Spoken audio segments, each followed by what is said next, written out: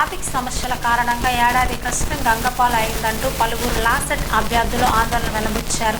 GMC 97వ ward చెనుముసిరేవాడ వద్ద గల ion digital examination కేంద్రానికి సోమవారం లాసెట్ పరీక్ష రాయడానికి సుదూర ప్రాంతాల నుండి అభ్యర్థులు తరలివచ్చారు. ఉదయం 9 గంటలకు పరీక్ష ప్రారంభం కావలసి ఉండగా కొంతమంది మహిళా అభ్యర్థులు 2 నిమిషాలు ఆలస్యంగా పరీక్ష కేంద్రానికి చేరుకున్నారు.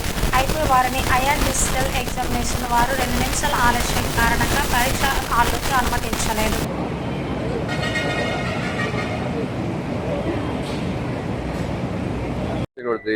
నేను ఏపీసీ లాసెట్ ఎగ్జామ్ అప్లై చేశాను.